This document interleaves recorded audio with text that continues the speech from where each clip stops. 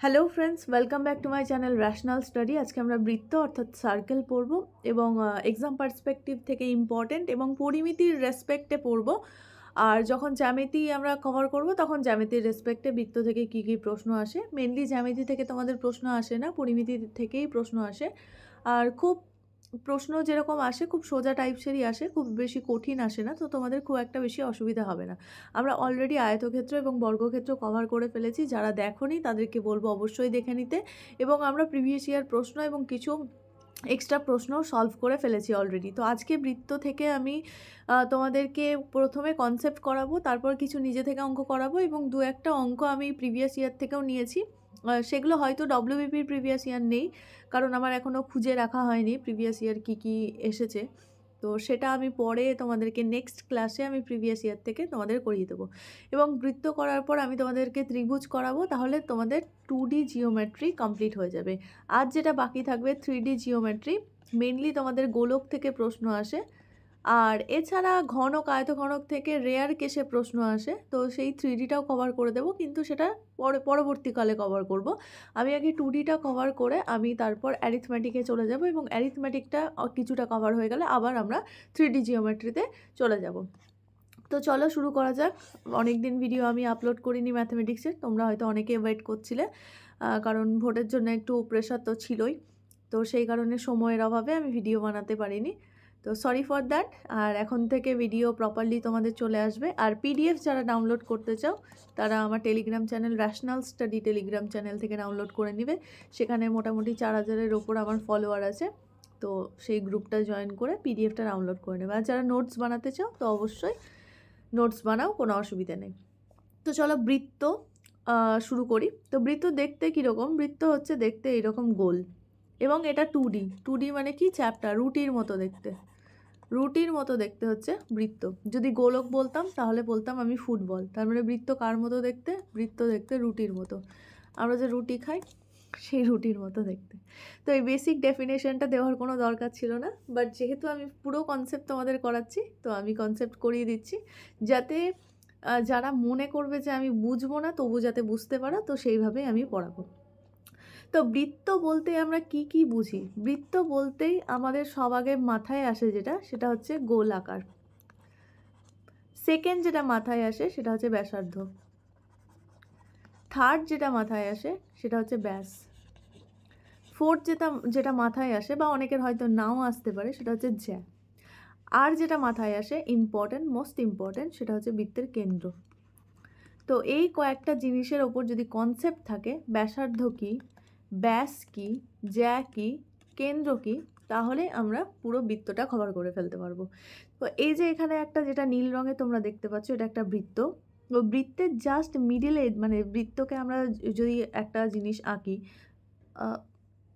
আমি বৃত্তটা আবার এঁকে দিচ্ছি, আই এম সরি ডিলিট করে দেওয়ার জন্য। তো এটা হচ্ছে বৃত্ত, এবং মিডিলের এই পয়েন্টটা হচ্ছে বৃত্তের কেন্দ্র। তাহলে মিডিলে যে পয়েন্টটা আঁকলাম সেটা হচ্ছে বৃত্তের কেন্দ্র। তার মানে আমরা যদি কম্পাস দিয়ে বৃত্ত আঁকি, তাহলে যে পয়েন্টটার ওপর নির্ভর করে আমরা যে পুরো সার্কেলটা ড্র করব, বা যে এই পরিধিটা ড্র করব, সেটাই হচ্ছে তোমার বৃত্তের কেন্দ্র। তো এই যে পয়েন্টসটা, এই পয়েন্টটার নাম দিলাম আমি ও।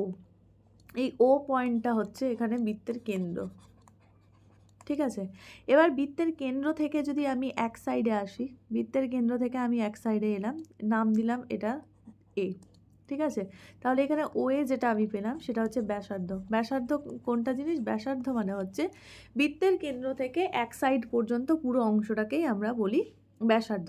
এবার ধরে নাও বৃত্তের কেন্দ্র থেকে আমি এক সাইড তো গিয়েছি, এবার অপর সাইডেও গেলাম, ঠিক আছে। তাহলে যেটা আমি পেলাম, এখানে নাম দিলাম বি, তাহলে যেটা পুরোটা পেলাম সেটা হচ্ছে এ বি, মানে হচ্ছে আমার ব্যাস। তার মানে ব্যাস মানে কি? ব্যাস হচ্ছে বৃত্তের কেন্দ্র দিয়ে যাবে এবং বৃত্তের দুপাশে যাবে। দেখো, বৃত্তের এই পাশেও গিয়েছে, কেন্দ্রের এই পাশেও গিয়েছে, কেন্দ্রের ওই পাশেও গিয়েছে, মানে কেন্দ্রের দুপাশে যদি আমি পুরোটা টেনে দিই পরিধি পর্যন্ত, তাহলে যে লাইনটা পাবো সেই লাইনটা হচ্ছে ব্যাস। তার মানে ব্যাসার্ধ এখানে পেয়ে গেলাম ও পয়েন্ট থেকে এক সাইড, আর ব্যাস পেয়ে গেলাম আমি পুরো এই লাইনটা। এবার দেখো একটা জিনিস, আমি যে ও এ ব্যাস বলেছি, এখানে ব্যাস আমি ওবিকেও বলতে পারি, ওবিও এখানে ব্যাস, কারণ ওবি ব্যাসের ডেফিনেশন কি বললাম, ব্যাসের ডেফিনেশন সরি ব্যাসার্ধের ডেফিনেশন, ওবি এখানে ব্যাস না, সরি ব্যাসার্ধ। এবং ব্যাসার্ধের ডেফিনেশন কি বলেছিলাম আমি, কেন্দ্র থেকে পরিধির এক সাইড পর্যন্ত গেলে সেটা ব্যাসার্ধ। ওবির ক্ষেত্রেও দেখো কেন্দ্র থেকে আমি পরিধির এক সাইড পর্যন্ত গিয়েছি। এবার আমি আরও একটা পয়েন্ট আঁকছি, যে ধরে নাও আমি এখান থেকে আঁকলাম, এটার নাম দিলাম সি। তাহলে যেটা ওসি পেলাম, এই ওসিটাও হচ্ছে একটা ব্যাসার্ধ, কারণ এটাও আমার দেখো বৃত্তের কেন্দ্র থেকে কোথায় গিয়েছে, বৃত্তের পরিধি পর্যন্ত বিস্তৃত। তার মানে যতগুলোই আমি বৃত্তের কেন্দ্র থেকে পরিধি পর্যন্ত দাগ টানবো সেগুলো সবগুলো ব্যাসার্ধ এবং সবগুলোর ভ্যালু সমান হবে। তাহলে আমি এখানে বলতে পারি OB equals to O A equals to OC. তাহলে OB equals to O A equals to OC, মানে এই লাইনটা, এই লাইনটা আর এই লাইনটা, তিনটে লাইনের সমান দৈর্ঘ্য। তো এটা আমরা বলতে পারি, মানে সমস্ত ব্যাসার্ধই তুমি যেভাবেই আঁকো ব্যাসার্ধ তোমার সমান হবে। তাহলে ব্যাসার্ধ যদি সমান হয় তাহলে ব্যাস ইকুয়ালস টু আমরা কি লিখতে পারি, ব্যাস ইকুয়ালস টু আমরা এখানে দেখছি এবি। এবি মানে আমরা কি দেখতে পাচ্ছি, এবি মানে হচ্ছে ওবি প্লাস ও এ। তাহলে এবি মানে ওবি প্লাস ও এ। তাহলে ওবি আর ও এ যদি এখানে দেখো ইকুয়াল আছে, ইকুয়াল আছে মানে আমি এটাকে টু ও এ বা টু ওবি লিখতে পারি। আমি এই সাইডে লিখছি, এই সাইডে লিখে দিচ্ছি। তাহলে এটা টু ও এ বা টু ও বি লিখতে পারি, যে কোনো একটা লিখতে পারি। আমি এই সাইডে পুরো ভালো করে ব্যাপারটা তোমাদেরকে বুঝিয়ে দিচ্ছি। এটা পয়েন্ট, এটা ও, এটা এ, আর এখানে নাম দিয়েছিলাম বি। তাহলে এখানে এ বিটা হচ্ছে কি, এ বিটা হচ্ছে ব্যাস, আর এখানে ও A equals to O B মানে হচ্ছে ব্যাসার্ধ। এবার ভালো করে বোঝো।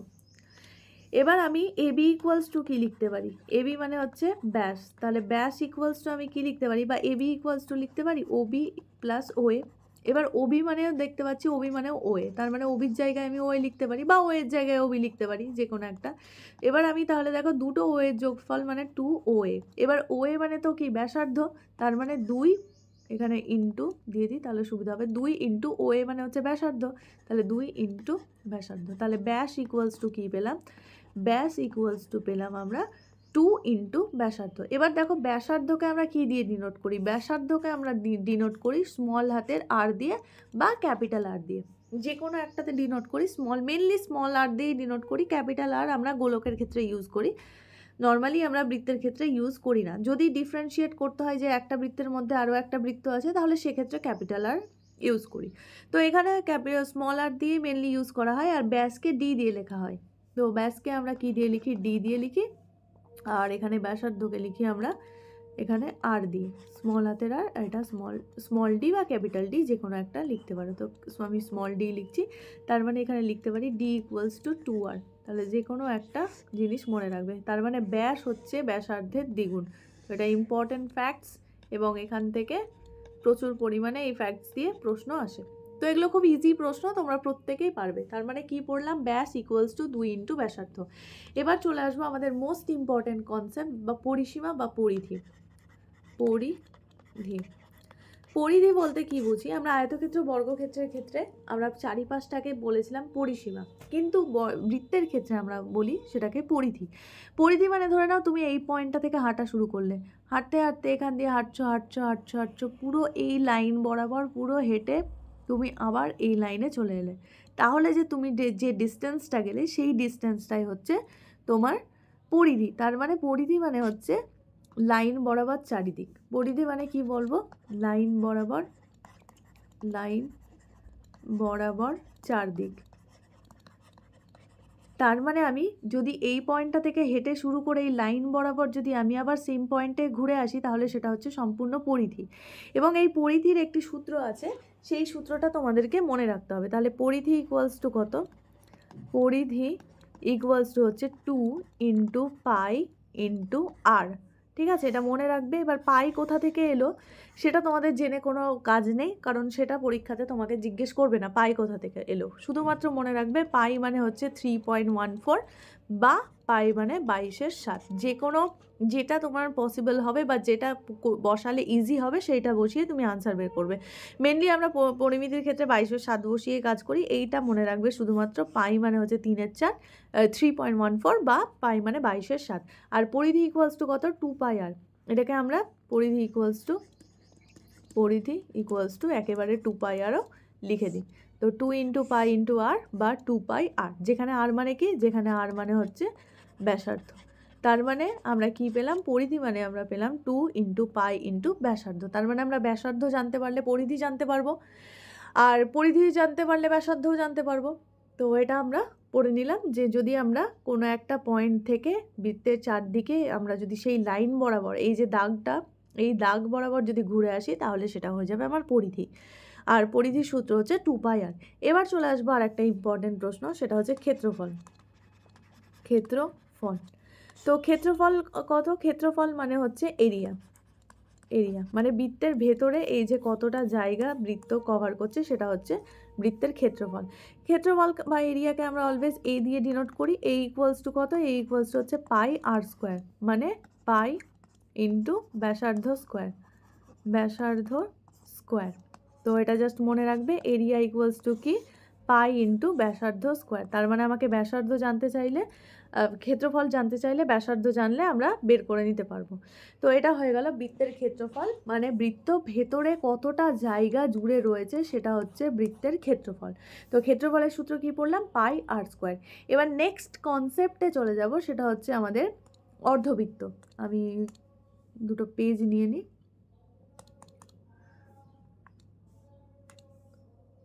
অ্যাড পেজ, ঠিক আছে, আমি 3-4টে পেজ নিয়ে নিলাম। তো এবার দেখো, এবার কনসেপ্ট, নেক্সট কনসেপ্ট যেটা আসবে সেটা হচ্ছে তোমার অর্ধবৃত্ত। অর্ধবৃত্ত মানে হচ্ছে হাফ সার্কেল। তো অর্ধবৃত্তর জন্য প্রথমে দেখো, আমি বৃত্ত একে হাফ করে নিতে পারি, বা আমি এইভাবেও আঁকতে পারি। একটু ট্যাড়া হয়ে গেল, আমি চেষ্টা করছি সোজাভাবে আঁকার, নিচ্ছে না এইভাবে, আমি হাত দিয়েই আঁকছি। তো এটা হচ্ছে একটা অর্ধবৃত্ত। আমি যদি পুরো বৃত্তটা আঁকতাম তাহলে জাস্ট এইভাবে আঁকতাম, এটা নিচের সাইডটা নেই, তো এই ওপরের সাইডটা মেনলি আছে, আর এটা হচ্ছে বৃত্তের ও হচ্ছে কেন্দ্র। তো ও যদি কেন্দ্র হয়, আর এখানে নাম দিলাম এ আর বি, তাহলে এই যে টোটালটা যেটা দেখছো ওপরে যেটা গাঢ় রঙেরটা সেটা হচ্ছে আমার অর্ধবৃত্ত। নিচের দাগটা জাস্ট বোঝানোর জন্য দিয়েছি তোমাদেরকে যে এটা একটা বৃত্তেরই অংশ। তো এটা হচ্ছে আমাদের অর্ধবৃত্ত। তো অর্ধবৃত্তের ক্ষেত্রে দুটো জিনিস ইম্পর্টেন্ট, একটা হচ্ছে অর্ধবৃত্তের ব্যাসার্ধ যা, বৃত্তেরও ব্যাসার্ধ সেম। তার মানে অর্ধবৃত্তের ব্যাসার্ধ ইকুয়ালস টু বৃত্তের ব্যাসার্ধ।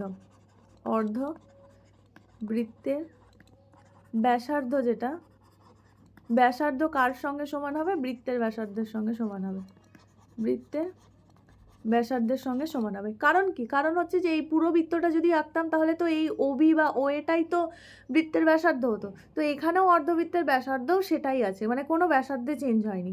বা এখানে অর্ধবৃত্তের ব্যাস ইকুয়ালস টু বৃত্তের ব্যাস, তার মানে ব্যাস ব্যাসার্ধ চেঞ্জ হয় না। তার মানে অর্ধবৃত্ত হোক বা বৃত্ত হোক, ব্যাস ব্যাসার্ধ সেমই থাকে।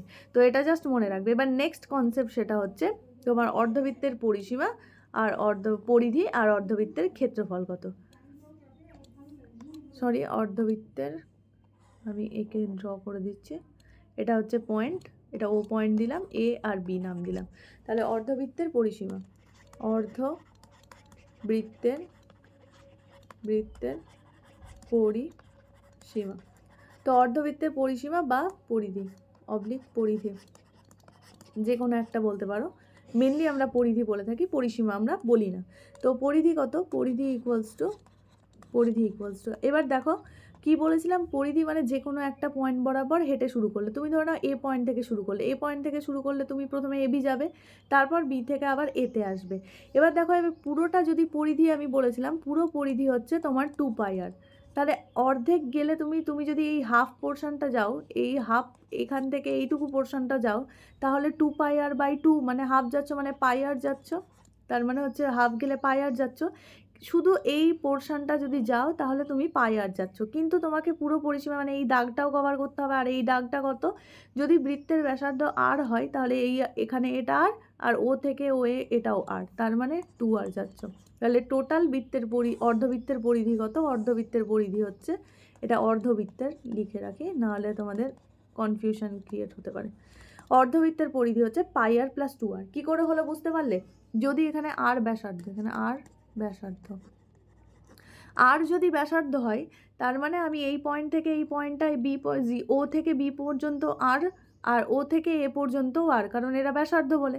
এবার এই দাগটা মানে কত, এই দাগটা মানে হচ্ছে পুরোটা, যদি আমি পুরোটা যেতাম এখানে পুরোটা গেলে 2πr যেতাম, কিন্তু যেহেতু আমি হাফ যাচ্ছি তার মানে πr যাচ্ছি, তো সেই কারণে πr প্লাস আমি তো πr গেলাম মানে শুধু এই লাইনটা বরাবর, এই বক্র লাইনটা বরাবর গেলাম, এই স্ট্রেট লাইনটা তো যায়নি, স্ট্রেট লাইনে কি যাচ্ছি আমি দুবার আর যাচ্ছি মানে 2r যাচ্ছি। তো অর্ধবৃত্তের পরিধি হচ্ছে πr প্লাস 2r, তো এটা মনে রাখবে।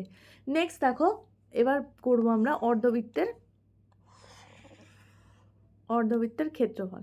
ঠিক আছে, এটাকে ধরে নিচ্ছি আমি অর্ধবৃত্ত, এটা ও পয়েন্ট, এটা বি পয়েন্ট, আর এটা এ পয়েন্ট। ঠিক আছে, এবার আমি করলাম অর্ধবৃত্তের ক্ষেত্রফল।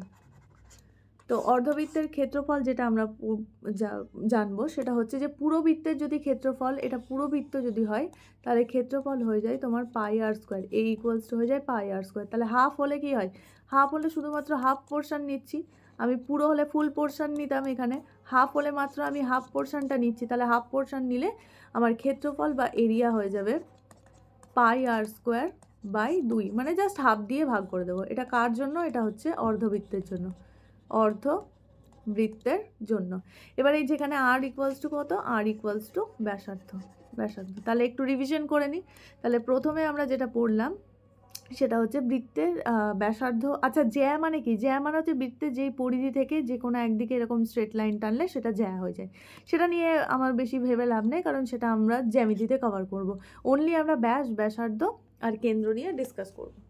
তো এখানে বৃত্তের ও যদি কেন্দ্র হয় তাহলে ও এ ব্যাসার্ধ আর ও বিও ব্যাসার্ধ, যে কোনো দিক থেকেই ব্যাসার্ধ আঁকো, ব্যাসার্ধ অলওয়েজ সমান হবে। আর ব্যাস কি হয়ে যাবে, ব্যাস হয়ে যাবে ব্যাসার্ধের দ্বিগুণ।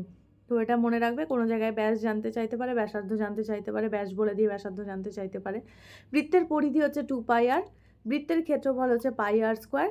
আর অর্ধবৃত্তের ক্ষেত্রে অর্ধবৃত্তের ব্যাসার্ধ ব্যাস যা থাকে, বৃত্তের ব্যাসার্ধ ব্যাস সেম থাকে, কোনো চেঞ্জ হয় না, শুধুমাত্র পরিধি চেঞ্জ হয়। পরিধি কত হয়ে যায়, ওখানে দেখেছিলাম যে পুরো বৃত্তের পরিধি হচ্ছে 2πr, বাট অর্ধবৃত্তের পরিধি হচ্ছে πr প্লাস 2r। আর এখানে হচ্ছে অর্ধবৃত্তের ক্ষেত্রফল πr²/2, যেখানে পুরো বৃত্তের ক্ষেত্রফল আমি দেখেছিলাম πr²। ঠিক আছে, তো এটা আমরা রিভিশন করে নিলাম। এবার নেক্সট আমি তোমাদেরকে নিজে দু একটা প্রশ্ন দিচ্ছি, তারপর অঙ্কগুলো তোমাদেরকে করাবো। নিজে একটা প্রশ্নের মধ্যেই আমি সমস্তটা কভার হয়ে যাবে এরকম একটা প্রশ্ন দিচ্ছি। তো এখানে ধরে নাও এটা একটা বৃত্ত। ঠিক আছে, এবার তোমাকে প্রশ্ন দিল, ব্যাস বলে দিয়েছে 8 মিটার, তোমাকে বের করতে হবে ব্যাসার্ধ, তোমাকে বের করতে হবে ক্ষেত্রফল, তোমাকে বের করতে হবে পরিধি। তাহলে ব্যাস যখন 8 মিটার বলে দিয়েছে, এখানে বৃত্তের কেন্দ্র ধরে নাও ও বলে দিয়েছে, ব্যাস যখন 8 মিটার বলে দিয়েছে তার মানে এখান থেকে আমি ব্যাসার্ধ বের করতে পারবো, এখান থেকে আমি ব্যাসার্ধ বের করতে পারবো। তাহলে ব্যাসার্ধ কত হয়ে যাবে, ব্যাস/2 মানে 8/2 মানে কত হয়ে যাবে, 4 মিটার। তাহলে ব্যাসার্ধ যদি 4 মিটার হয় তাহলে ক্ষেত্রফল কত, ক্ষেত্রফল হয়ে যাবে πr² মানে হচ্ছে 22/7 ইন্টু r² মানে হচ্ছে 4² তাহলে 4² মানে হচ্ছে 16, তাহলে 22 ইন্টু r² মানে হচ্ছে 4² মানে 16/7। এবার ক্যালকুলেশন তোমরা নিজেরা করে নেবে, আমি আর ক্যালকুলেশন করছি না, শুধু সময় নষ্ট হবে। এটা হয়ে যাবে মিটার²। আর পরিধি কত, পরিধি ইকুয়ালস টু হয়ে যাবে 2πr। তাহলে 2πr হলে কত হয়ে যাবে, 2 ইন্টু 22/7 ইন্টু আর মানে হচ্ছে 4, তাহলে ভ্যালু বসিয়ে দিলাম। এবার গুণ করলে হচ্ছে 4 দুগুণ 8, তাহলে 2 দিয়ে গুণ করলে 8 দুগুণ 16, 6 হাতে 1, 8 দুগুণ 16, 1 17, 176/7 মিটার। তাহলে এটা হয়ে যাচ্ছে পরিধি, এটা হয়ে যাচ্ছে ক্ষেত্রফল। ক্যালকুলেশন তোমরা করে নেবে, আমি করলাম না, শুধু সময় নষ্ট হবে। এবার নেক্সট দেখো, নেক্সট হচ্ছে অর্ধবৃত্তের যদি আমি একটা ক্ষেত্রফল বলে দিই, অর্ধবৃত্তের যদি ব্যাসার্ধ বলে দিই তাহলে পরিধি বের করতে পারবে, আর অর্ধবৃত্তের যদি আমি তোমার ব্যাসার্ধ বলে দিই ক্ষেত্রফল বের করতে পারবে। তো আমি তোমাদেরকে একটা হোমওয়ার্ক দিচ্ছি, প্রত্যেকে সেই হোমওয়ার্কের আনসারটা দেবে। হোমওয়ার্কের আনসার হচ্ছে একটা অর্ধবৃত্তের ব্যাসার্ধ আমি বলে দিলাম 3.5 মিটার, না 3.5 দেবো না আমি, ব্যাসার্ধ বলে দিলাম 7 মিটার। ঠিক আছে, তাহলে ব্যাস কত হবে, ব্যাস কত, পরিধি কত, পরিধি কত আর ক্ষেত্রফল কত, এই তিনটে জিনিস তোমাদেরকে বের করে আমাকে কমেন্ট বক্সে প্রত্যেকে কমেন্ট করে জানাও। আমি দেখব যে কারা ঠিক করছো এবং কারা ভুল করছো এবং কারা কনসেপ্টটা বুঝতে পেরেছো। তো এটা তোমাদের হোমওয়ার্ক থাকলো, প্রত্যেকে হোমওয়ার্কের আনসারটা করে দেখাবে।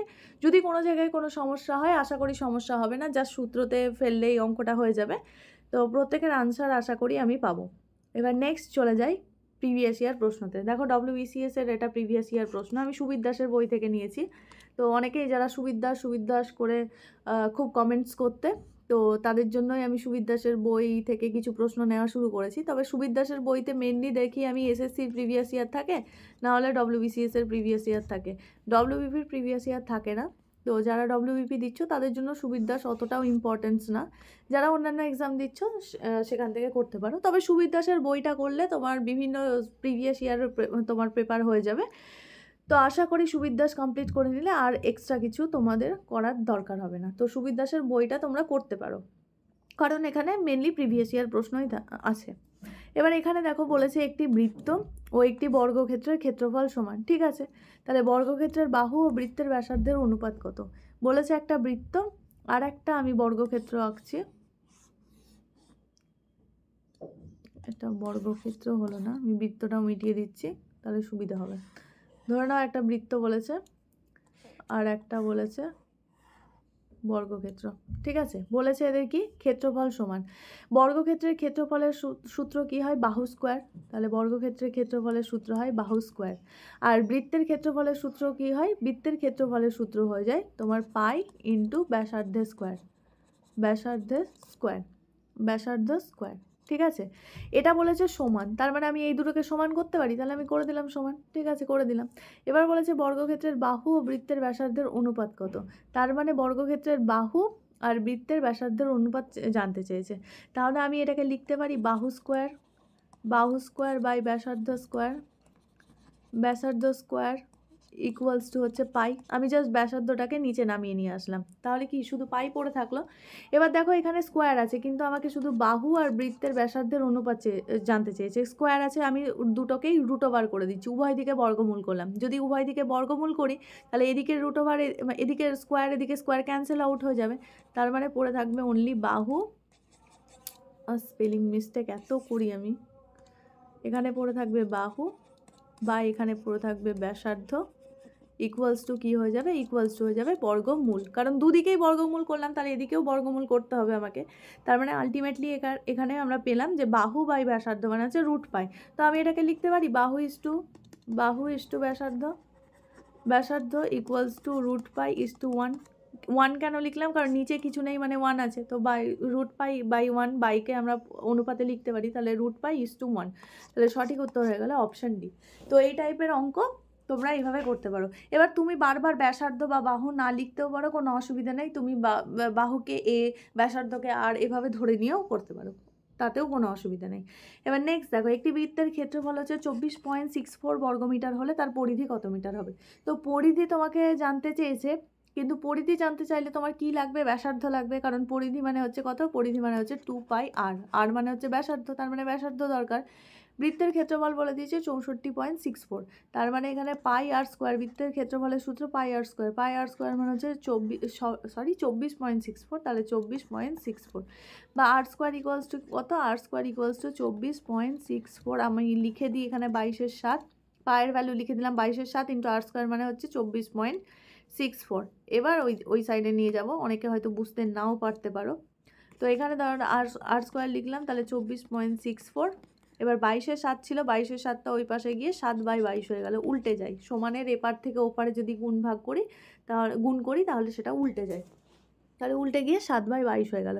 এবার ক্যালকুলেট করো, ক্যালকুলেট করলে আমি দেখতে পাচ্ছি যে এটাকে 11 দিয়ে যাওয়ার পসিবিলিটি আছে। তো 11 দিয়ে যায়, 2 থাকলো, 11 দিয়ে করলে 11 দুগুণ 22, তারপরে হচ্ছে আমি এটা দশমিকটা নামিয়ে দিই, দশমিক তুললাম, তাহলে নিচে 100 দিয়ে ভাগ হলো, কারণ দশমিকের পর দুটো সংখ্যা ছিল তাই।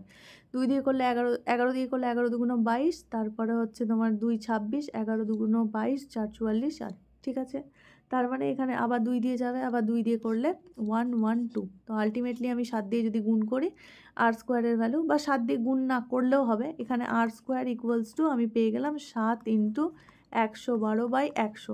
তো এখানে আর ইকুয়ালস টু আমি লিখতে পারি, আমি তোমাদেরকে বর্গমূল শিখিয়েছি যারা দেখেছো ভিডিও, আর ইকুয়ালস টু লিখতে পারি √7 ইন্টু 112/100। এবার দেখো 7 ইন্টু 112 রয়েছে, 112কে 7 দিয়ে ভাগ করা যায়। তো 112কে 7 দিয়ে ভাগ করলে আমি দেখতে পাই 112কে যদি 7 দিয়ে কাটাকুটি করো, 7 দিয়ে ভাগ করো, তাহলে হয়ে যাবে 7 একে 7 আর 4 42, 6 7 42, 16। তার মানে আবার 4 দিয়ে করলে 4, তার মানে 112কে ভাঙলে আমরা 7 ইন্টু 4 ইন্টু 4 পাই। তো আমরা এখানে এটাকে লিখতে পারি, আর ইকুয়ালস টু √7 ইন্টু 112কে লিখতে পারি 7 ইন্টু 4 ইন্টু 4 বাই নিচে 100। এবার 100কে আমি নিচে দেখো লিখতে পারি 10 ইন্টু 10। তো আমি নিচে 100কে লিখলাম 10 ইন্টু 10। যারা জানো না আমি অনলি তাদের জন্য করছি, আর যারা জানো তারা তো ডিরেক্টলি অ্যান্সার বের করতে পারবে, শুধুমাত্র যারা জানো না তাদেরকে বোঝানোর জন্য আমি করছি। তো এবার দেখো রুটটাকে আমি তুলবো, রুটটাকে তুললে কী করতে হয়, রুটটাকে তুললে দুটো জিনিসের জন্য একটা জিনিস চলে আসে, তাহলে দুটো 7-এর জন্য একটা 7, আর এখানে দুটো 4-এর জন্য একটা 4, আর নিচে দুটো 10-এর জন্য একটা 10। তার মানে আলটিমেটলি আমি পেলাম 7 ইন্টু 4/10।